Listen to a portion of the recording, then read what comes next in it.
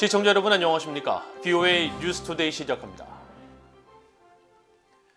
북한이 잇따라 탄도미사일을 발사한 것과 관련해 바이든 행정부가 중국과 러시아에서 활동하면서 미사일 관련 물품을 조달한 북한 국적자 6명과 러시아인 등을 전격 제재했습니다.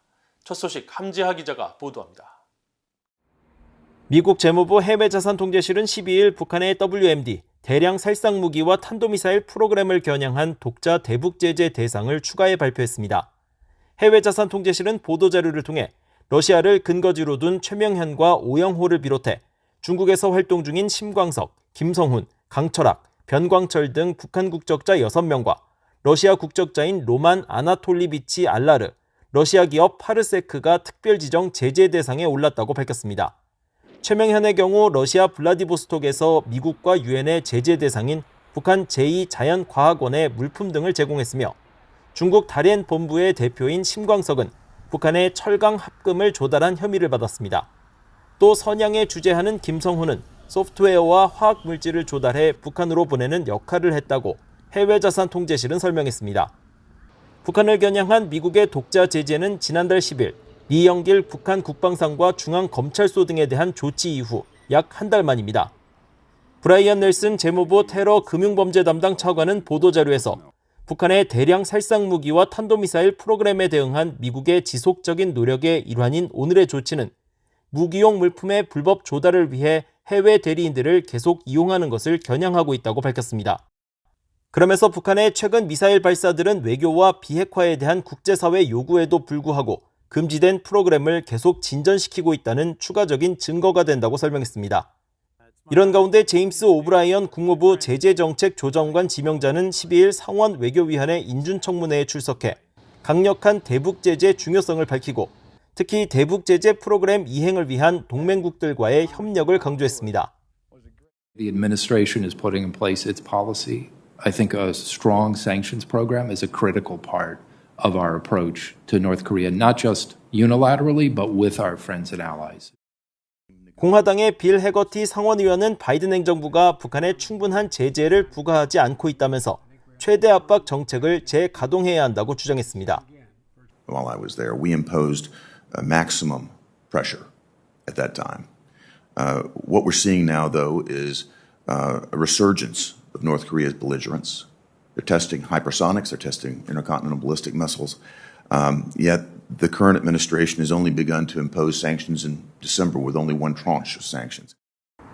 한편 미국 재무부는 북한과의 대화와 외교를 모색하는 데 미국은 여전히 전념하고 있지만 북한의 불법 무기 개발 프로그램이 미국과 국제사회에 미치는 위협에는 계속 대응할 것이라고 밝혔습니다. VOA 뉴스 함지하입니다. 미국 국무부는 북한에 대한 바이든 행정부의 새로운 독자 제재 대상 부과는 북한의 핵과 미사일 프로그램을 억제하기 위한 중요한 조치라고 밝혔습니다. 그러면서 앞으로도 대량 살상 무기 확산에 대해 책임을 묻는 조치를 계속 취할 것이라고 강조했습니다. 조은정 기자가 보도합니다.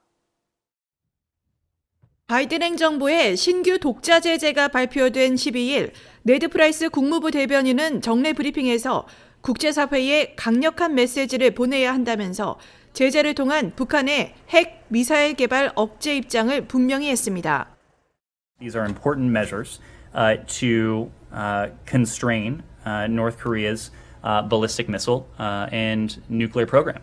And it's important that the international community send a strong, unified message that the DPRK must halt provocations, it must abide by its obligations under UN Security Council resolutions, and engage in sustained and intensive negotiations.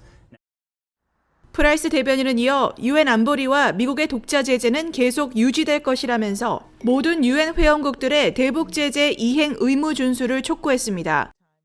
프라이스 대변인은 이어 도발을 거듭하고 있는 북한을 어떻게 협상장으로 데려올 것이냐는 질문에는 미국의 기조를 분명히 밝혀 북한이 미국에 관여하도록 만들 것이라면서 외교와 함께 지속적인 제재 조치들을 예고했습니다. Just as you saw us do today, we continue to enact measures that put constraints on these WMD and ballistic missile programs that hold proliferators and other bad actors accountable for their activity. We'll continue to do that. 프라이스 대변인은 또 북한 당국이 대량 살상 무기 개발로 자원을 전용해 신종 코로나 바이러스 감염증과 굶주림, 가난으로 지독한 인도주의적 어려움을 겪고 있는 북한 주민들의 상황을 악화시키고 있다고 지적했습니다.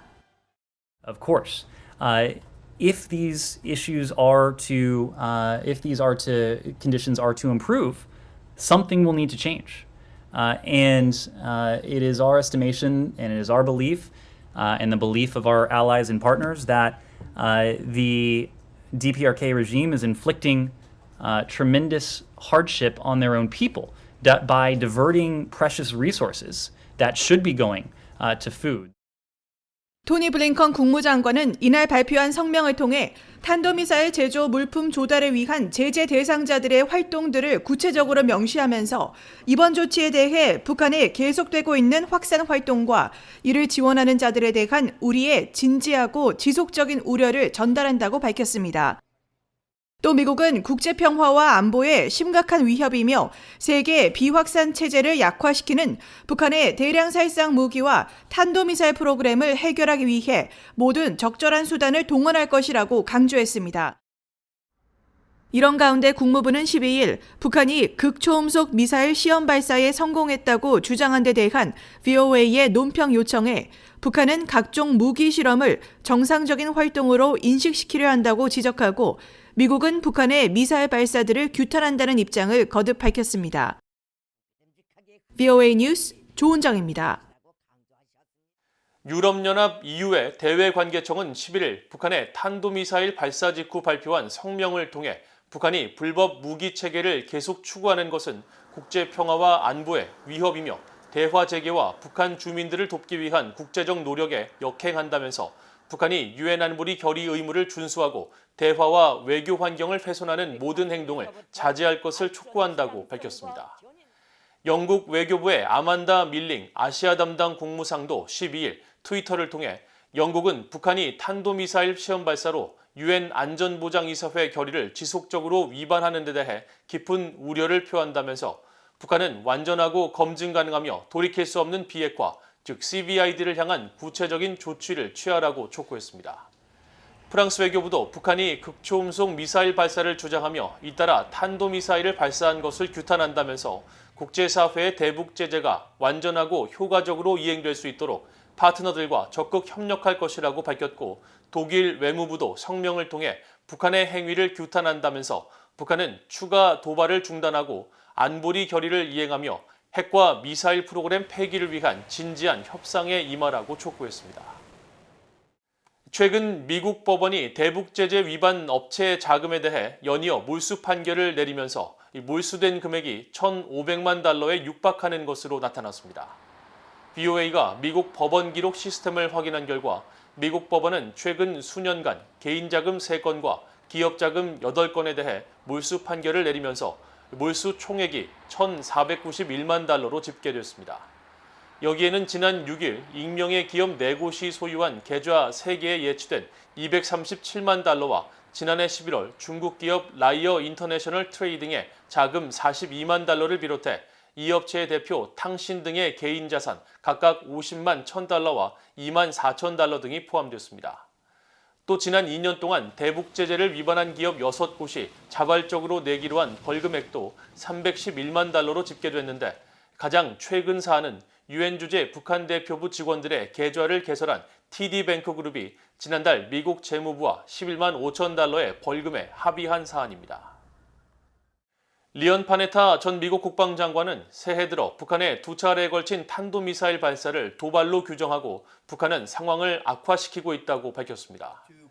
파네타 전 국방장관은 12일 VOA와의 화상 인터뷰에서 이같이 밝히고 북한은 계속 역량 확대를 보여주고 있다면서 일주일 전에 다른 시험을 하고 이번에 또다시 시험을 통해 극초음속 미사일 개발 진전과 탄두 재진입체를 스스로 조종할 수 있는 가능성도 더해졌다고 지적했습니다. 파네타 전 장관은 이에 따라 북한 탄도미사일에 대한 방어가 더 어려워졌다면서 이는 북한의 매우 도발적인 행위로 보고 있다고 밝혔습니다. 이어 바이든 행정부는 현상 유지에 머물러서는 안 되며 북한에 대해 우세 전략을 취해야 한다면서 북한이 계속 도발에 나설 경우 미국은 동맹과 함께 강력히 대응할 것이라는 메시지를 보내야 한다고 강조했습니다. 이상으로 VOA 뉴스투데이를 모두 마칩니다. 시청해주신 여러분 고맙습니다.